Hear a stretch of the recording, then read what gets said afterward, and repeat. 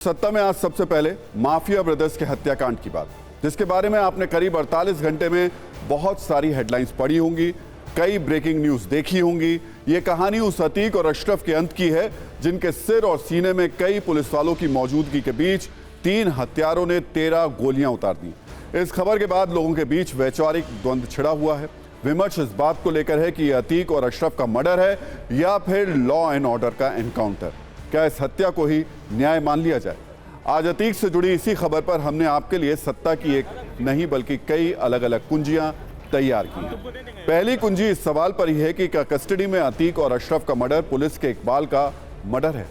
दूसरी कुंजी अशरफ के उस लिफाफे पर जिसका जिक्र उसने अपनी मौत के 18 दिन पहले किया था, जिसमें उसने एक अफसर का जिक्र किया है। हमने तीसरी कुंजी अतीक के बम वर्षक गुड्डू मुस्लिम के माफिया की हत्या में कनेक्शन पर तैयार की है। चौथी कुंजी अतीक की पत्नी शाइस्ता पर है, जो बेटे के एनकाउंटर और पति के मर्डर के बाद भी फरार है। और पांचवी कुंजी में आज हम उस इच्छाधारी मीडिया को एक्सपोज करेंगे जिसे अतीक अहमद में माफिया से पहले माननीय दिखते हैं। तो आपने वो तस्वीर जरूर देखी होगी जब अतीक और अशरफ को मेडिकल चेकअप के लिए अस्पताल लाया जाता है। अतीक अशरफ के दोनों ओर कई पुलिस वाले चल रहे हैं और तभी अचानक एक पिस्टल अतीक के सिर के पास आती है और फिर बेहिसाब गोलियां चलने लगती हैं। थोड़ी ही देर में अतीक और अशरफ मिट्टी में मिल जाते हैं। इसी के बाद ये सवाल पूछा जा रहा है कि आखिर पुलिस कस्टडी में अतीक और अशरफ की हत्या कैसे हो सकती है। तो इस सवाल के जवाब में भी कई तर्क दिए जा रहे हैं। इसी के आधार पर हमने एक मॉरल साइंस वाला प्रश्न पत्र तैयार किया है, जो पुलिस पर सवाल वर्सेस पुलिस के लिए ढाल वाले तर्कों पर आधारित है। जो लोग कानून व्यवस्था की हत्या का तर्क दे रहे हैं, उनका सवाल है कस्टडी में अतीक और अशरफ की हत्या से क्या पुलिस पर भरोसा नहीं हिला है। जो लोग अतीक की हत्या से खुश हैं, क्या वो लॉ एंड ऑर्डर की हत्या से खुश हैं? अपराधियों की हत्या अगर अपराधी करेंगे तो क्या इसे न्याय कहना उचित होगा? सवाल ये भी उठाए जा रहे हैं कि पुलिस ना तो उमेश पाल को बचा पा रही है, ना अतीक को, तो ऐसा क्यों है? अतीक को मारने आए 3 हत्यारे वहां मौजूद 19 पुलिस वालों पर भारी कैसे पड़ गए? इसके अलावा जब अशरफ ने पहले ही हत्या की आशंका जताई थी, तो फिर पुलिस से सुरक्षा में चूक क्यों और कैसे हो गई? लेकिन ये इस प्रश्न पत्र का सिर्फ पार्ट ए है। पार्ट बी में उन लोगों के सवाल हैं जो अतीक की हत्या से आनंदित हैं, पुलिस के पक्ष में अपने तर्क पेश कर रहे हैं। वो पुलिस पर सवाल उठाने वालों से पूछ रहे हैं कि अतीक अहमद एक दुर्दांत अपराधी था, तो आखिर एक अपराधी की हत्या पर इतना दर्द क्यों हो रहा है? जब अतीक ने लोगों का खून बहाया था, तब जुबान क्यों सिली हुई थी? और जब उमेश पाल की हत्या हुई थी, तब सवाल क्यों नहीं उठाए गए थे? तर्क वितर्क अपनी जगह हैं, लेकिन एक बात सच है कि अतीक अहमद और अशरफ अहमद को पुलिस वालों की मौजूदगी में पुलिस कस्टडी में मारा गया है। इसलिए पुलिस की जवाबदेही तो बनती। अब सत्ता की दूसरी कुंजी। पुलिस पर एक सवाल यह भी उठाया जा रहा है कि जब अशरफ ने पहले ही दावा किया था कि अगले कुछ दिनों में उसकी हत्या हो सकती है, तो उसकी बातों को गंभीरता से क्यों नहीं लिया गया? सबसे पहले हम आपको अशरफ का 28 मार्च वाला वो बयान दिखाते हैं जो उसने बरेली जेल से प्रयागराज जाते वक्त दिया था, जिसमें उसने एक लिफाफे और एक अफसर का जिक्र किया था। किसी अधिकारी ने क्या कहा है? अधिकारी ने क्या कहा है? अधिकारी ने क्या कहा है? माननीय चीफ जस्टिस को और इलाहाबाद के चीफ जस्टिस को और माननीय मुख्यमंत्री को मेरा बंद लिफाफा पहुंच जाएगा अगर मेरी हत्या होती है तो। क्या होगा उस बंद लिफाफे में? उसका नाम होगा जिसे धमकी दिया है। किसने धमकी दी है? क्या धमकी दी है? एक बार बता दीजिए। 2 हफ्ते में निपटा दिए जाओगे, 2 हफ्ते में फिर तुमको निकालेंगे जेल से और निपटा दिए जाओगे। किसने दिए? किसने? एक बड़े अफसर ने दिए, मैं उनका नाम नहीं ले सकता। अच्छा, पूरी बात बताओ, किस सकता मैं। अब अशरफ के इस लिफाफे वाले बयान फिर से ये वायरल हो गया है और लोग इसे बार बार रिप्ले मोड में देख रहे हैं, क्योंकि दावा किया जा रहा है कि इसी लिफाफे में अतीक और अशरफ के मर्डर की स्क्रिप्ट लिखी हुई थी। हालांकि सवाल यह भी बनता है कि क्या लिफाफे को लेकर अशरफ एक एक शब्द उसका बिल्कुल सच है? क्या लिफाफे में अतीक और अशरफ के अंत का फ्यूचर प्लान था? जो मर्डर 15 अप्रैल को हुआ, वो बात 18 दिन पहले अशरफ ने आखिर कैसे बोल दी? अशरफ ने लिफाफे में किस अफसर का नाम लिखा था और वो कौन सा अफसर है जो अशरफ को मारना चाहता है?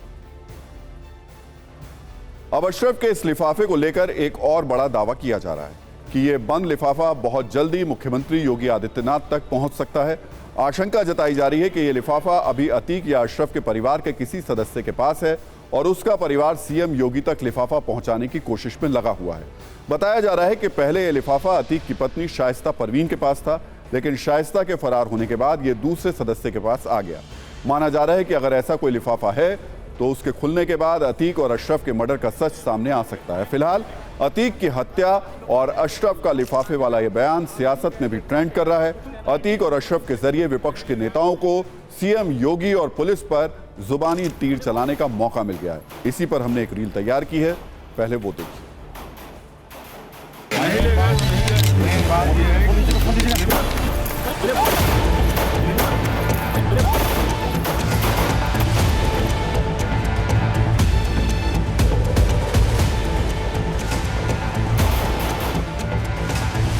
प्रेस वाला खड़ा होकर पूछ रहा था तो कहीं प्रेस का लोग ये सब पूछेगा, ये कहीं होता है तो वहाँ के लोगों को, पुलिस को तो देखना ना चाहिए था पहले से कि आप कोई जेल में हो, उसको इलाज के लिए ले जा रहे हैं या किसी काम के लिए ले जा रहे हैं और रास्ते में हो गया, ये बहुत दुखद है। इस पर तो निश्चित रूप से लोगों को एक्शन करना चाहिए। मेन बात ये है कि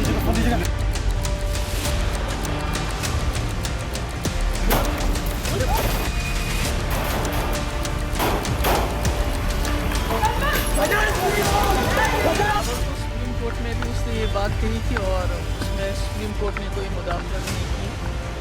हम ये जानते हैं कि जो अतीक अहमद है कोई फरिश्ता सा नहीं थे वो, मगर पुलिस की कस्टडी में जिस तरह से उनकी हलाकत हुई, लगता है कि यूपी में जंगल राज है।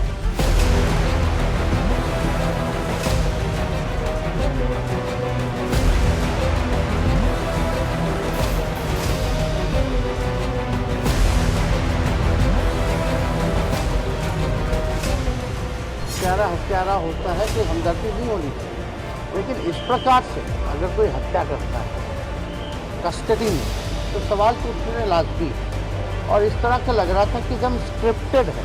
ठीक जी का जनाजा नहीं, बल्कि ये जनाजा जो था कानून का जनाजा जो है वो निकला है। मेन बात ये है कि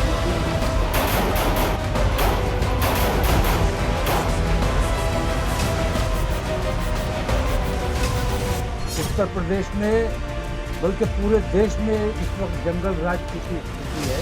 जो हालात उत्तर प्रदेश के हैं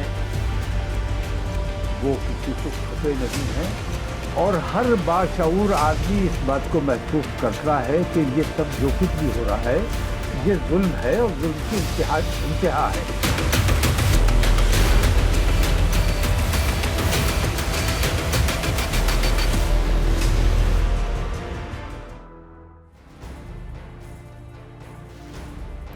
और अब सत्ता में तीसरी कुंजी खोलते हैं, जो अतीक के बमबाज गुड्डू मुस्लिम पर है।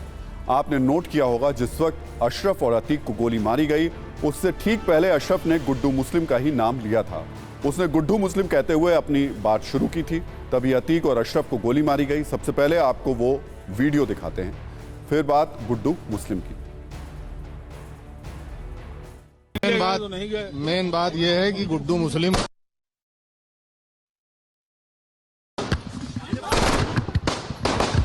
को लेकर आ रहे हैं, क्या कहना आप? मेन बात ये है कि गुड्डू मुस्लिम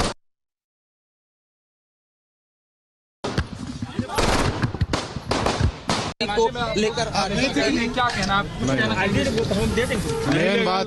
मेन बात ये है कि गुड्डू मुस्लिम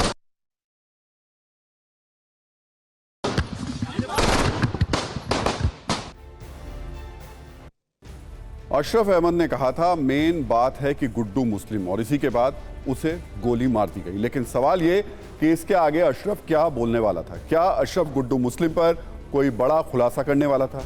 क्या अशरफ गुड्डू मुस्लिम से जुड़ा कोई राज खोलने वाला था? फिलहाल ये राज अशरफ के साथ ही दफन हो गया, लेकिन अब इसका जवाब मिलना बहुत जरूरी है कि अतीक के बमवर्षक गुड्डू मुस्लिम की मिस्ट्री क्या है। अभी गुड्डू मुस्लिम पुलिस से बचने के लिए भागा भागा फिर रहा है।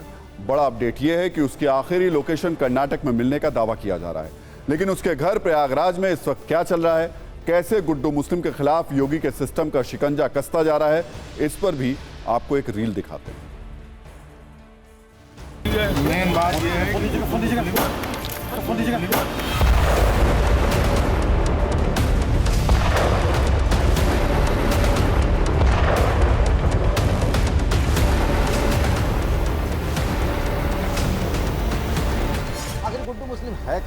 एसटीएफ ने इस बात का तो खुलासा कर दिया कि 24 फरवरी को जब उमेश पाल की हत्या हुई, जिसमें उस वीडियो में वो साफ दिख रहा बम चलाते हुए, और इसीलिए उसे बमबाज कहा जा रहा है कि गुड्डू मुस्लिम उस घटना के बाद झांसी गया था, जहां पर बाद में असद और उसके साथी गुलाम की पुलिस मुठभेड़ में मौत होती है।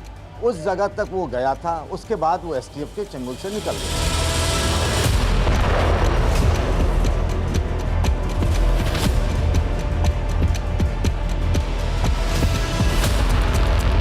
प्रयागराज के चटिया इलाके में गुड्डू मुस्लिम का घर है। घर पे ताला लगा हुआ।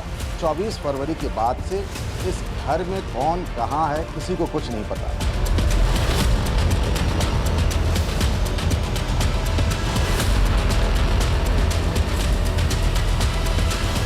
पिछली बार जब हम आए थे तो दूसरी नोटिस थी, इस बार ये नोटिस है प्रयागराज विकास प्राधिकरण की, जिसमें साफ साफ लिखा हुआ है कि एक नोटिस पहले दिया गया था, तारीख 3 अप्रैल को ये नोटिस है। कहा गया है कि ये इलीगल है, गैरकानूनी है। मीडिया के माध्यम से इस नोटिस को भी दिखाया गया है, यानी कहा जा रहा प्राधिकरण की तरफ से, डेवलपमेंट अथॉरिटी की तरफ से, कि शायद गुड्डू मुस्लिम उसके घर वालों ने भी उस नोटिस को मीडिया के हवाले से देखा होगा। तो 15 दिन के अंदर में इस घर को वो खुद से गिरा ले, नहीं तो इस पर बुलडोजर चल जाएगा।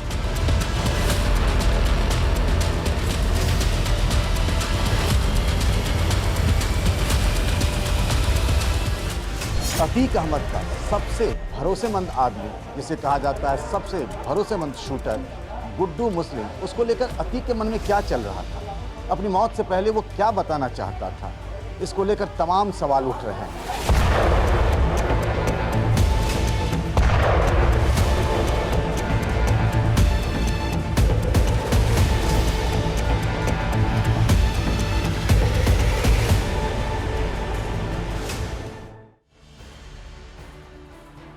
अब अतीक की हत्या पर सत्ता की एक और कुंजी खोलने का वक्त आ गया है, जो 19 पुलिस वालों से जुड़ी हुई है। ये वो 19 पुलिस वाले हैं जो अतीक और अशरफ की हत्या के वक्त उसके साथ थे।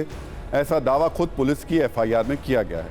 लेकिन अब इन 19 पुलिस वालों पर एक चौंकाने वाली खबर भी सामने आई है। जो पुलिस वाले अतीक और अशरफ के साथ थे, उन्हें ड्यूटी से हटा दिया गया।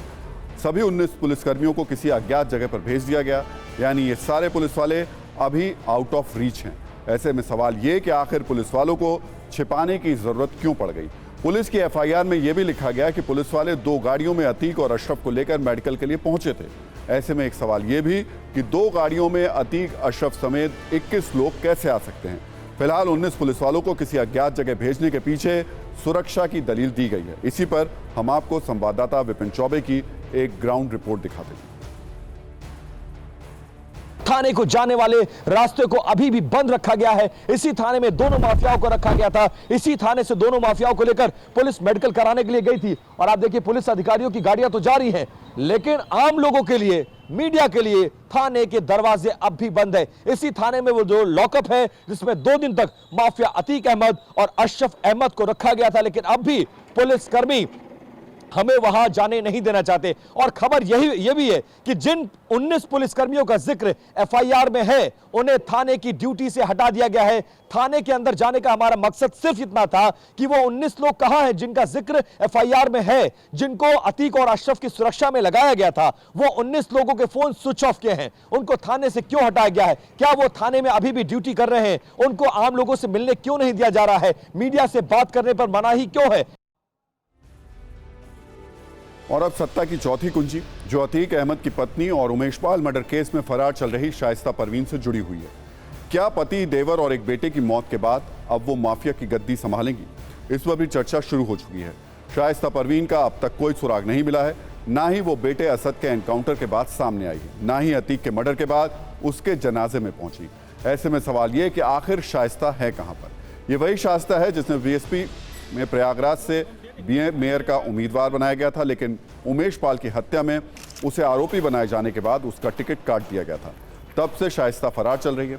हम आपको शाइस्ता परवीन के घर से भी एक रिपोर्ट दिखाते हैं।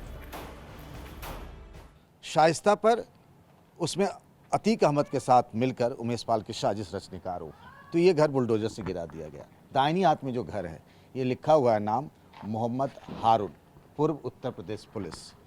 यानी ये शाइस्ता के पिता का घर है।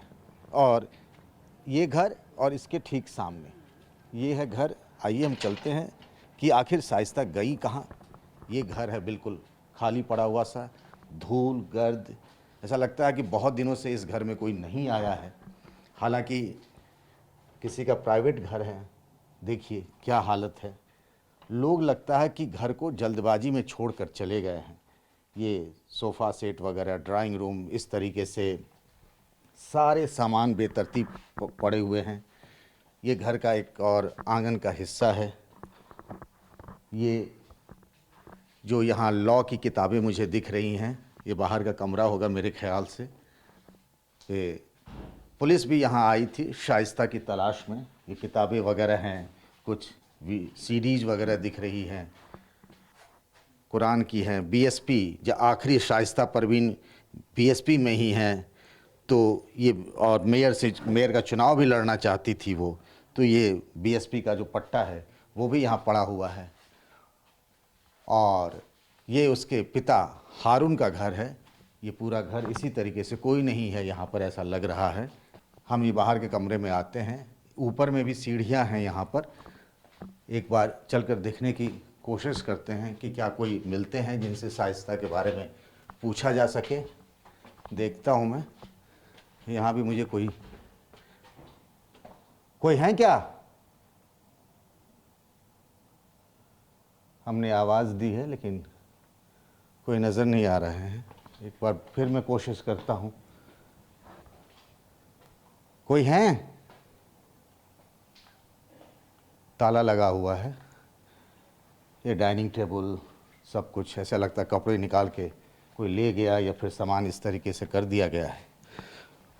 पुलिस की लाख कोशिशों के बावजूद शाइस्ता अभी तक ना तो पुलिस को मिली है ना एसटीएफ को मिली।